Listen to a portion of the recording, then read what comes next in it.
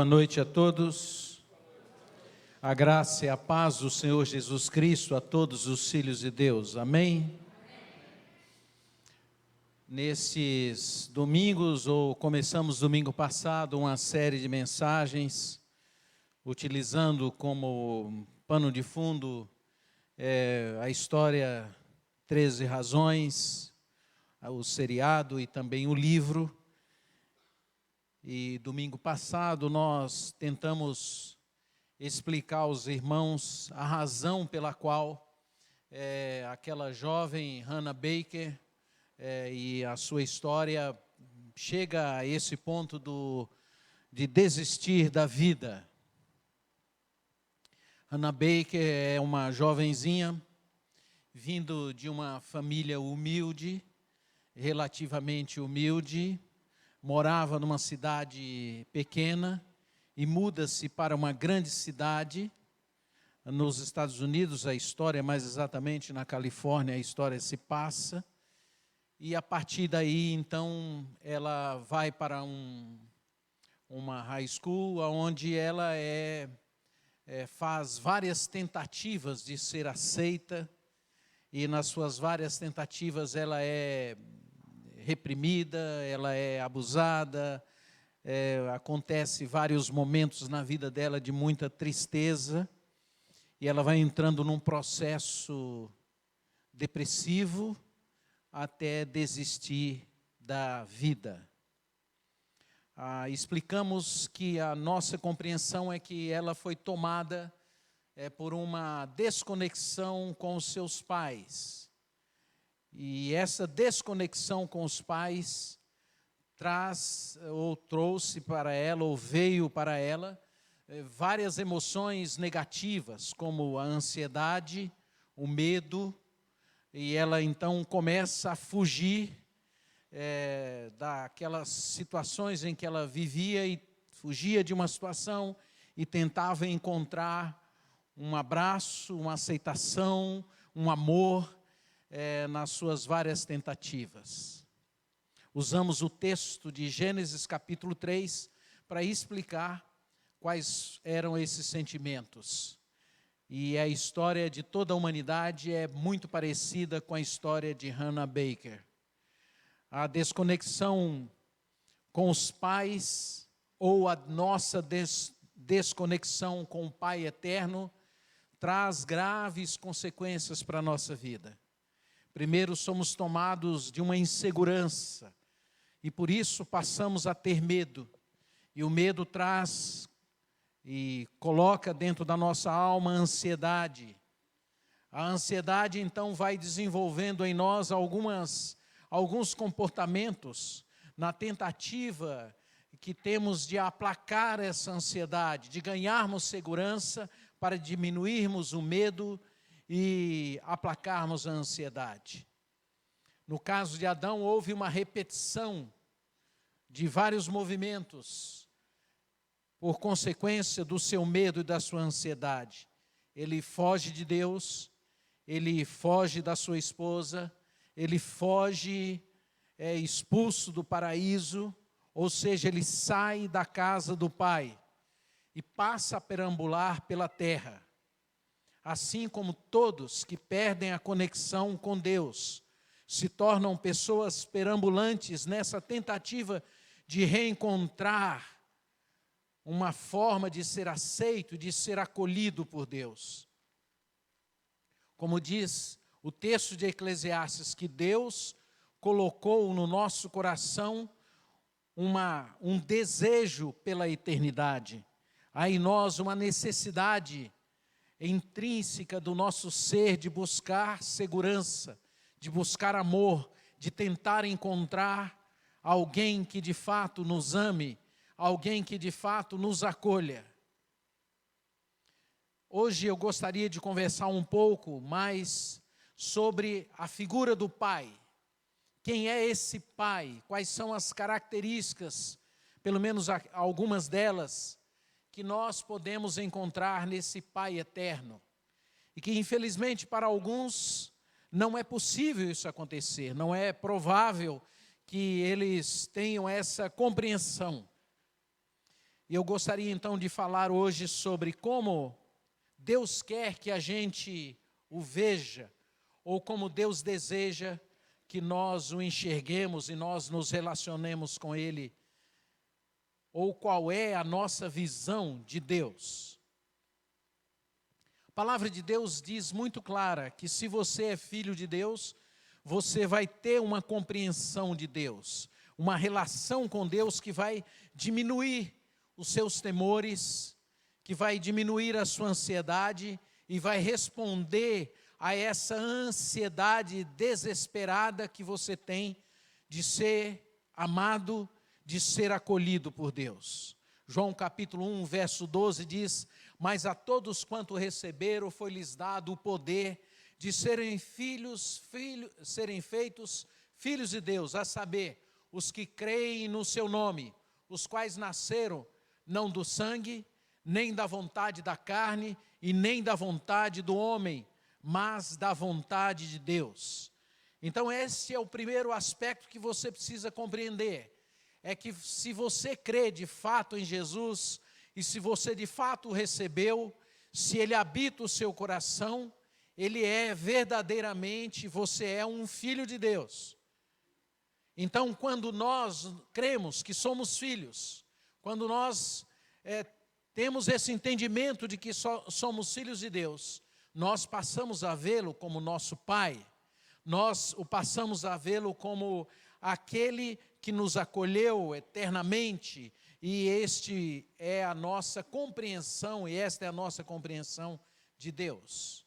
O nosso Pai, portanto, é um Pai gentil, é um Pai amoroso para com todos os seres humanos. É isso que teologicamente é chamado de graça geral. Ele atende a todos. A própria palavra de Deus diz que Ele põe o sol para justos e para os injustos da mesma maneira. É por essa razão que a humanidade não tem sido destruída. É por causa desse cuidado de Deus com todos os seres humanos. E a cada dia que você vive é mais uma ampliação dessa vontade de Deus na sua vida. É a porção de Deus, é uma herança de Deus, é o que nós somos para Ele, segundo a palavra de Deus. É por essa razão que a compreensão da morte para os cristãos, ela é muito diferente. A compreensão da morte para os filhos de Deus é uma volta para a casa do Pai, é uma volta para vivermos com o Pai eternamente. É por essa razão, então, que quando você participa de um evento, ou de uma cerimônia, ou de um momento em que Deus é apresentado, ou que Deus é colocado como nosso Pai, nós o entendemos assim como um Pai gentil, como um Pai amoroso, que cuida de todos, mas que cuida de um modo muito especial dos seus filhos. Os olhos do Pai estão sobre nós, estão sobre os filhos de Deus, permanece sobre a nossa vida. E o trabalho de Satanás é fazer tudo para que você não creia nisso, para que você não tenha essa consciência. E Satanás, na sua fúria, ele faz tudo para evitar que você volte para o Pai, para evitar que você tenha essa conexão com o Pai. Por isso é que as nossas emoções vão sendo tomadas por determinadas reações que nos empurram para comportamentos que nos distanciam do Pai. Por exemplo, quando os egípcios eram questionados sobre dar liberdade ao povo de Israel, os egípcios sabiam que o povo de Israel queria voltar para uma maior e um tempo maior com o Pai. Então os egípcios, sabendo disso, para evitar que os israelitas voltassem a ter a sua própria vida e terem uma comunhão mais intensa e mais apropriada e viverem de acordo com os princípios de Deus, os egípcios aumentavam o trabalho e escravizavam ainda mais os israelitas para evitarem que eles pudessem ter essa volta ao Pai.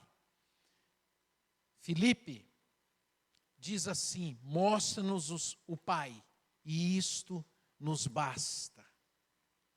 Porque quando nós encontramos o Pai, quando nós voltamos a essa conexão com o Pai, quando nós voltamos a essa comunhão com o Pai, o nosso coração se acalma, a ansiedade diminui, o medo vai desaparecendo à medida que a gente vai aprendendo a confiar nesse Deus e nesse Pai amoroso. A palavra de Deus diz: vede que grande amor nos tem dado o Pai, a ponto de sermos chamados filhos de Deus. E de fato, somos filhos de Deus. Por essa razão, o mundo não nos conhece, porquanto não conheceu ao Pai. Provavelmente, se o meu filho entrar aqui, vocês o conhecerão. É por essa razão que os olhos do Pai estão sobre nós. Ele nos conhece, Ele sabe quem nós somos, Ele identifica as características dEle como Pai em nós. Ele olha para a nossa vida e vê quais são as sementes da presença dEle na nossa vida, vê quais são as manifestações da sua bondade, do seu amor, dos seus gestos gentis, amorosos, que estão presentes na nossa vida. Como filhos de Deus, diante de Deus, Ele nos enxerga assim, Ele nos vê como Pai. Quem é esse Pai? O que Ele faz pelos seus filhos? Então eu quero falar de 5 características do Pai. A primeira, e talvez a mais importante, está em Mateus capítulo 6, verso 14, diz assim: se perdoardes aos homens, as suas ofensas também serão perdoadas pelo vosso Pai celestial. Ele é um Pai que perdoa. Ele não se afasta. Ele não relembra, nem acusa. Ele não se afasta de nós por causa do nosso pecado. Ele continua nos vendo, Ele continua nos enxergando, Ele continua cuidando de nós e naquela expectativa de que você ganhe consciência e confesse o seu pecado. Uma vez confessado, Ele não te abandona, Ele não se afasta de você, Ele não relembra, Ele não acusa. A palavra de Deus é muito clara: pecados confessados são jogados no mar do esquecimento. E é colocada ali uma placa: proibido pescar, proibido trazer de volta. Ele perdoa e renova o seu amor por nós. Os pais humanos, naturalmente que nós não somos assim. Provavelmente no seu convívio com seus filhos, em algum momento, quando os seus filhos erraram, ou fizeram alguma coisa errada, que você entendeu que era errado, você mandou ele sair de perto de você. O Pai Celeste, quando nós erramos, Ele diz ao contrário. Ele diz: vem aqui, se aproxime de mim. Você entendeu o que você fez? Ele trata o pecado, Ele nos alcança. A palavra de Deus diz que o amor cobre uma multidão de pecados. Ele não joga na cara, Ele não devolve para nós, mas Ele acolhe. É por essa razão que muitas pessoas entram em crise. É porque elas não acreditam que é possível elas viverem, terem uma relação dessa com Deus. Muitos de nós não se sentem perdoados, porque erraram. E esse é um dos motivos pelos quais as pessoas entram em crise. A culpa gera em nós 2 reações instantâneas, quase que automáticas, ou 2 direções nessas reações. A primeira, a culpa pode provocar em você uma explosão de ira. E ela pode provocar também uma explosão de ira para dentro do seu coração. Ao invés de irmos a Deus e confessarmos os nossos pecados, a maioria de nós preferimos explodirmos para dentro ou explodirmos para fora. E é exatamente isso que Satanás faz. Ele explora essa culpa. Ele vai nos massacrando com essa culpa.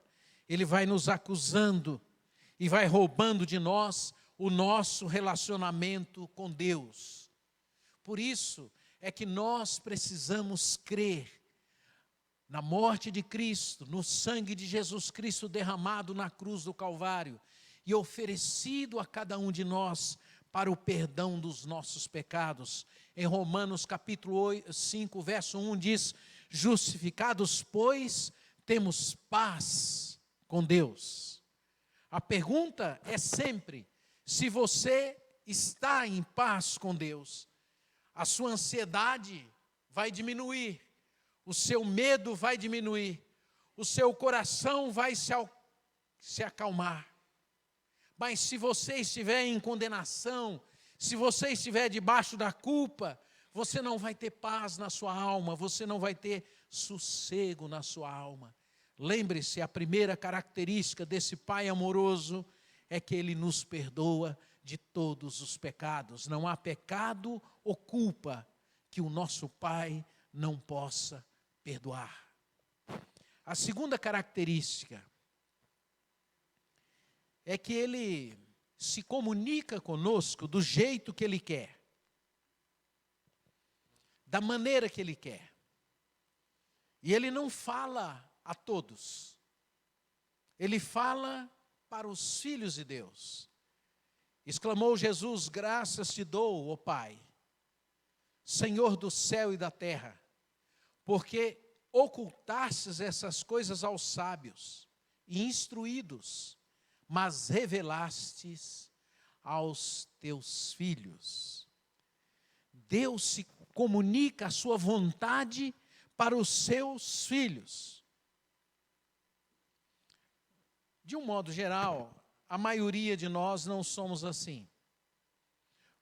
Acho que nós, como pais, entendemos uma parte disso que estamos falando aqui. Quando os nossos filhos começam a chegar na adolescência, nós os orientamos. Nós dizemos para eles: vocês estão indo a tal lugar, você deve se comportar desse jeito, você deve fazer isso, você deve agir dessa forma. E normalmente, pelo menos no meu caso, eu tentava perguntar se eles estavam entendendo o que eu estava falando. Eu queria ter a certeza de que eles estavam me entendendo. E eles entendiam. Nem sempre, acho que muitas vezes eles cumpriam aquilo que eu estava pedindo, mas eventualmente poderiam não cumprir. A palavra de Deus ensina e Jesus mostra que Ele não fala com os instruídos, com os que se julgam sábios, mas que Ele se revela aos pequeninos, aos seus filhos, aos humildes. E aqui a decisão não é minha, não é da outra pessoa, não é sua. A decisão dele mostrar a vontade dele para as nossas vidas e o querer dele é dele. A situação, às vezes, nós não temos o que fazer, não temos como resolver um problema, temos uma dificuldade em resolvê-lo. Então isso exige de nós um posicionamento diante de Deus que é: eu não sei como resolver, eu preciso aprender. Então, à medida que nós vamos nos relacionando com Deus, esse Deus amoroso, esse Pai amoroso vai nos orientando.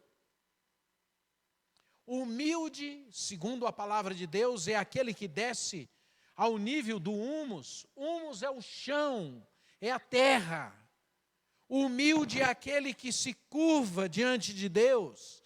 O humilde é o filho que ouve o Pai eterno. Talvez alguns de vocês ou alguns de nós precisamos voltar a ler a palavra de Deus. Comece a ler a Bíblia. Comece a ler o Novo Testamento, quem sabe o Evangelho de João. Quem sabe você comece então a entender melhor quem é Deus. E o seu coração começa a baixar. E Deus vai falar com você. Filhos de Deus nunca ficam sem saber o que fazer. É por isso que a palavra de Deus diz que a gente tem que orar sem cessar. Emprestar o meu ouvido e o meu olhar para as coisas do Pai. É por isso que eu tenho que prestar os meus ouvidos aos lábios do Pai. Para que a gente saiba qual a direção que a gente deve tomar na vida. Na nossa experiência, no nosso dia a dia, todos sabem que quando os pais silenciam, quando os pais param de orientar nas suas casas, quando eles se tornam omissos, quando eles não dão direção para a família vai ficando confusa cada vez mais. E assim é com o nosso Deus. Se você não desejar ouvir a voz de Deus, se você não se abaixar e se humilhar diante de Deus e começar a ler a sua palavra, você se tornará uma pessoa confusa.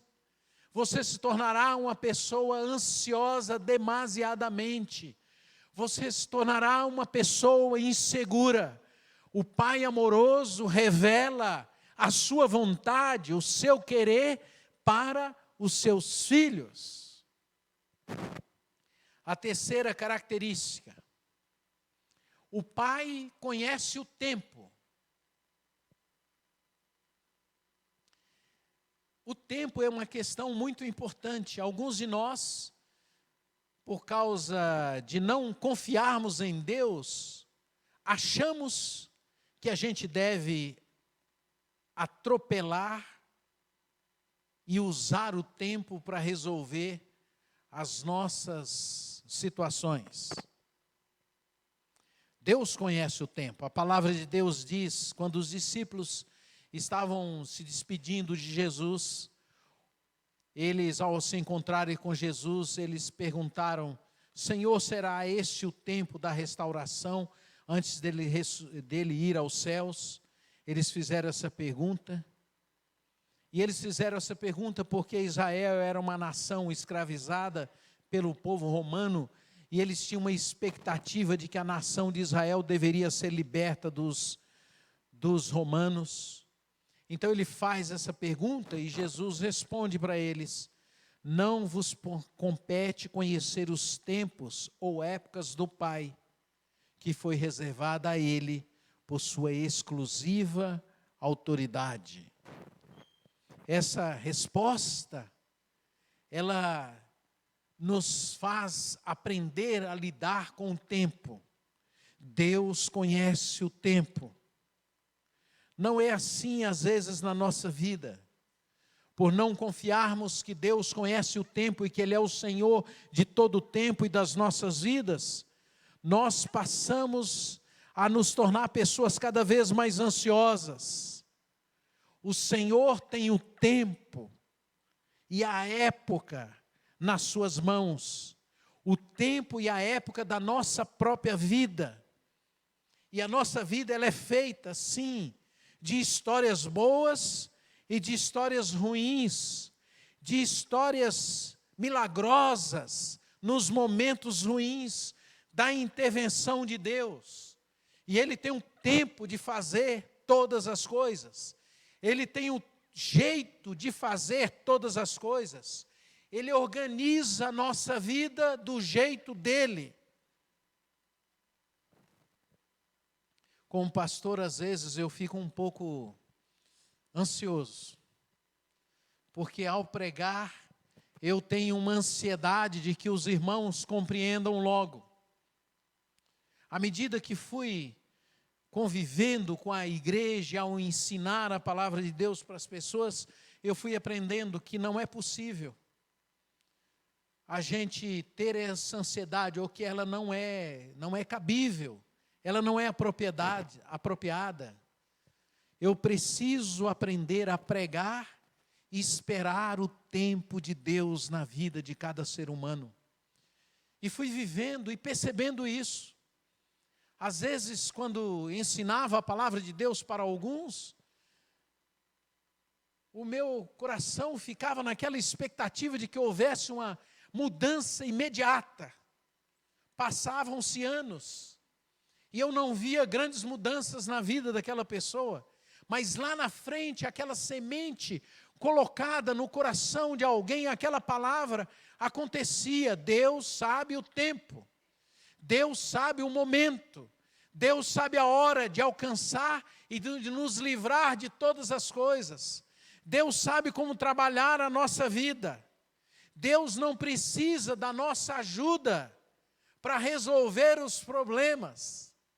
À medida que nós confiamos em Deus, nós vamos enxergando e vamos diminuindo a nossa ansiedade por confiar de que Ele vai trabalhar. Se sabemos a vontade de Deus, obedecemos aos mandamentos de Deus, confiamos nele, Ele vai agir no momento apropriado. Deus tem um tempo dele na vida de cada um de nós. A palavra de Deus diz que o coração sábio conhece o tempo e o modo, porque todo propósito há um tempo para tudo. Esta é a terceira característica, ele conhece o tempo e o momento de agir na vida de cada ser humano. A hora de restaurar, a hora de curar, a hora de tratar, a hora de disciplinar. A quarta característica é a misericórdia de Deus. Em 2 Coríntios, capítulo 1, verso 3, diz: o Deus e Pai de toda misericórdia. Deus, através da sua misericórdia, mostra o seu amor e mostra a sua soberania. Ele age na nossa vida. Nós não temos essa compreensão da vida. Vivemos numa sociedade, num tempo em que qualquer dor é motivo para a gente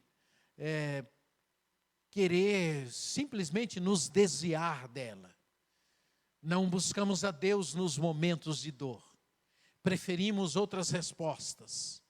Normalmente, quando estamos passando por algum sofrimento, a maioria das pessoas querem apenas aliviar os seus sofrimentos. Elas não querem tratar com Deus. Elas não querem conversar com Deus sobre a sua dor. Nenhum pai conduz um filho à dor. Nós não conduzimos os nossos filhos à dor.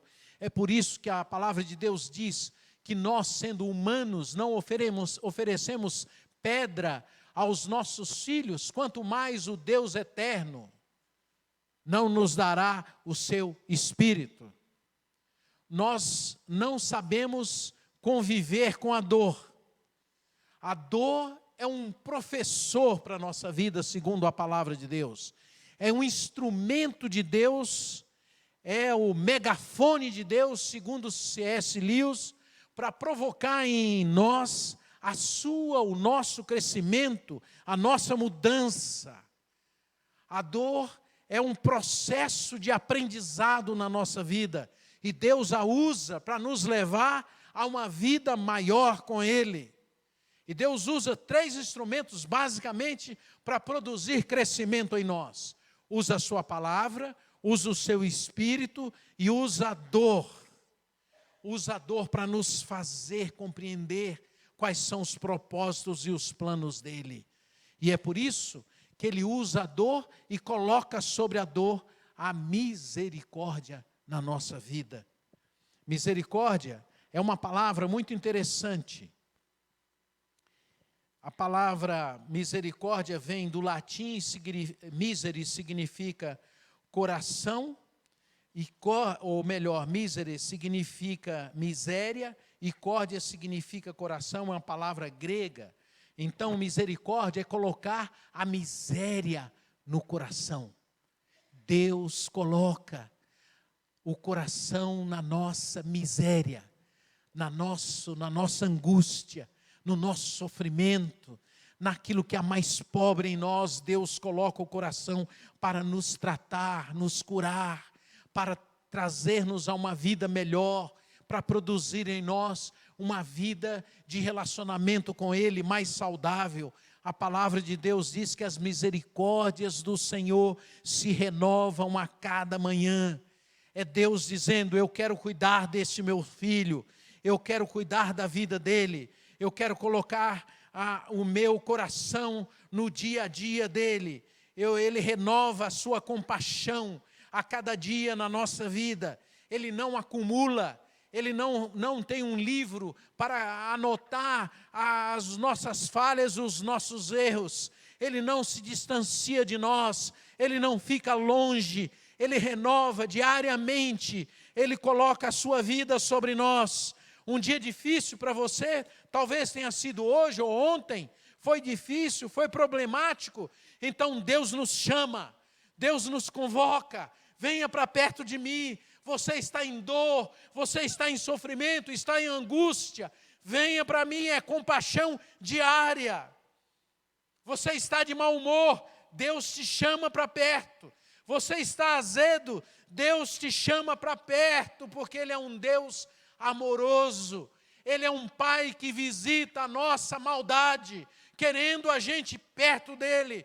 Ele é um Deus que visita quando nós estamos amargurados, quando nós estamos azedos, quando nós estamos feridos, quando nós estamos machucados, quando nós estamos agredidos, quando nos sentimos cheios de culpa, quando nos sentimos ansiosos. Ele chama: filho, venha para perto de mim, venha para cá, encoste em mim, meus braços estão abertos para você. Ele é um Pai amoroso, cheio de compaixão. Ele nos sustenta nos momentos de fraqueza. Ele fez uma aliança de amor, de misericórdia, de encher a nossa vida de plenitude, de encher a nossa vida de prazer. Nós cantamos: Ele é fiel. E Ele quer nos dar uma vida de alegria e de paz. Este é o Pai amoroso. A quinta característica para a gente encerrar: Ele é um Deus que nos consola com a sua presença diária. Eu rogarei, e o Pai vos dará um consolador. Consolador é a palavra paráclito.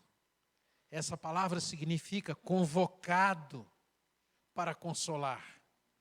É você ter alguém do lado. É a palavra. Mas Jesus não se contenta em ficar ao lado. Ele diz assim: se vocês obedecerem a minha palavra, se vocês me amarem, o Pai dos céus amará. E eu e o Pai, diz Jesus, viremos e faremos morada dentro do seu coração. O que significa isso? Que ainda que você tenha medo, ainda que você seja ansioso, ainda que você tenha culpas no seu coração, ainda que você tenha sentimentos e emoções negativas, Ele é um Pai amoroso, que não se contenta apenas em ficar ao seu lado. Ele resolveu, na sua bondade, morar dentro de cada um de nós. E então, a partir de então, você nunca mais estará sozinho, porque Ele diz assim: eis que estarei convosco todos os dias da minha vida. Isaías diz assim: se te desviares à direita ou à esquerda, ouvirás uma voz atrás de ti, uma palavra dizendo: este é o meu caminho. Isso é Deus nos falando, Deus se apresentando a nós, Deus se fazendo presente na nossa vida. É por isso que nós não podemos viver esta vida de desespero que muitos vivem, essa vida de medo, esta vida de culpa. Pecado confessado renova o frescor, renova a alegria, traz para a nossa vida esperança. Anna Baker se sentiu desprezada e na mais absoluta solidão, apesar de cercada por pessoas. Hoje, há dezenas, milhares, milhões de pessoas que vivem tendo o mesmo sentimento de desprezo, de desamor, de solidão, porque não se sentem acolhidas pelo Pai, porque não creem que são habitadas pela pessoa de Jesus. O pecado tem sempre um companheiro, a solidão. E num segundo momento, o diabo. Por isso eu vos digo, diz Jesus, batei e dar-se-vos-á, buscai e achareis, e abrir-se-vos-á. Esse é o contexto da oração. Eu bato e peço, e Ele me dá, através da sua presença na minha vida. Ele me dá paz, Ele me dá alegria, Ele me dá prazer, Ele diminui a minha ansiedade e o meu desespero. E eu quero encerrar te convocando para que você venha para Ele. Não deixe o desprezo, esse sentimento tomar conta do seu coração, mas vá para Ele e peça para Ele habitar o seu coração. Ele é um amigo que habita a nossa vida e que toma conta da nossa existência. Quando eu tinha 10 anos, como muitos de vocês já sabem, 10 para 11 anos, eu encontrei um baú na minha casa. E eu não sabia que eu era órfão. Dentro daquele baú eu encontrei uma fotografia. E eu peguei aquela fotografia e saí andando com ela nas mãos.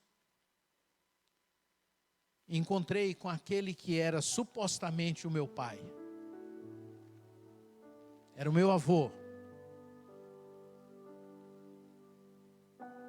E levei a foto e perguntei para o meu avô. Eu não sabia, eu achava que o meu avô era o meu pai. E perguntei, quem é esse homem? E o meu avô perdeu o controle emocional. E disse, esse homem é o seu pai. E ele começou a chorar. E eu fiquei um pouco perdido, sem saber o que fazer, com aquela fotografia, vendo meu avô chorar. Então eu voltei lá para aquele baú. E fiquei tentando encontrar outras coisas dentro daquele baú. Para que eu entendesse, para que eu conseguisse diferenciar quem que era um e quem que era o outro.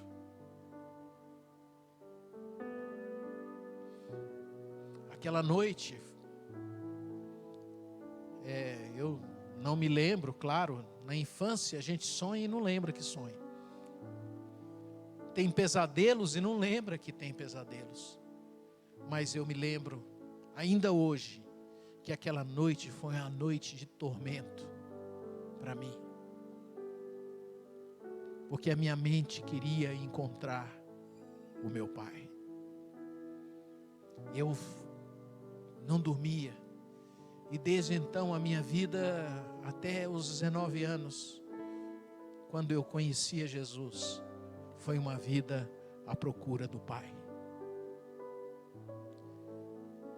Em todos os lugares que eu ia, eu tentava fazer alguma coisa para ser acolhido, para ser abraçado.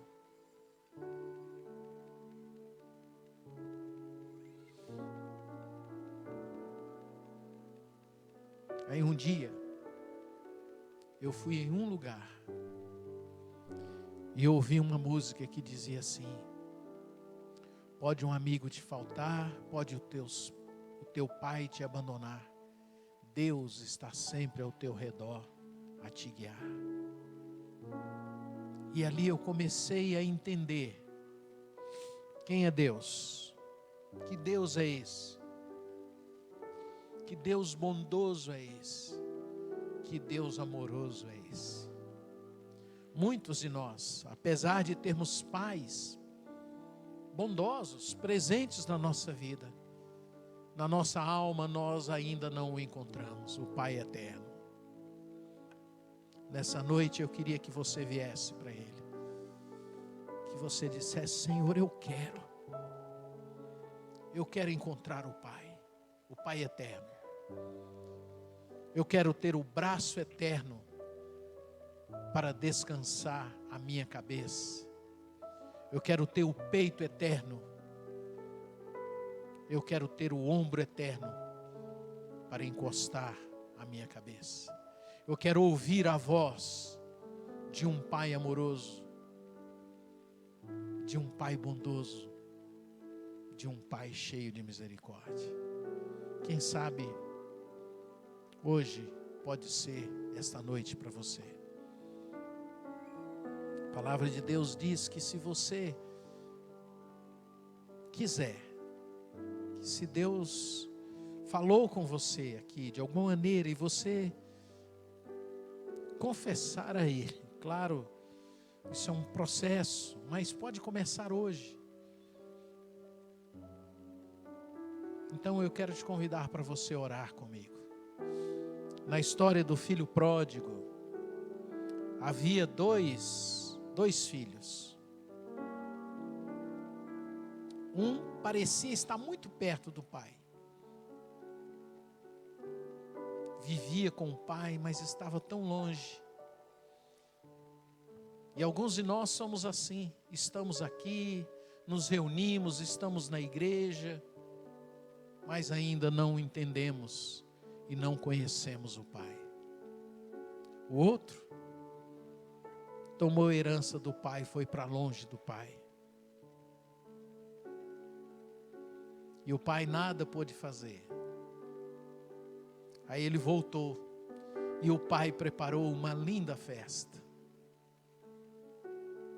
A festa foi inicialmente para o que voltara, mas ele convidou o que estava dentro da casa para vir também para a festa. E ele se negou, porque não foi humilde. Quem sabe você está com seu coração ainda muito ansioso, muito apavorado, muito nervoso, muito cheio de medos, porque você está longe do Pai. Hoje é uma oportunidade para você. Feche os seus olhos por um instante.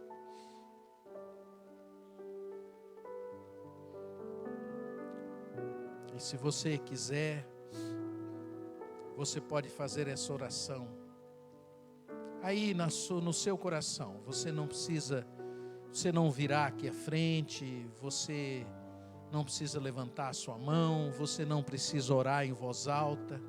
Agora é você e Deus, em silêncio. Você pode repetir comigo essa oração. Senhor Deus, nesta noite eu quero te chamar de Pai. Quero te dizer que o Senhor é o meu Pai.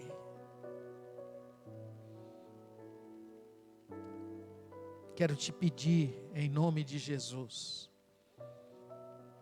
que o Senhor tire do meu coração os meus medos, medo do futuro, medo das pessoas, os medos.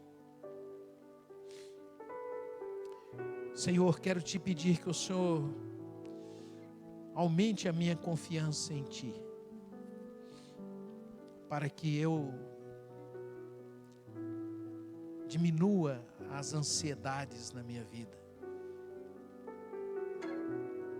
quero te pedir que o Senhor tome conta dos meus pecados e me perdoe.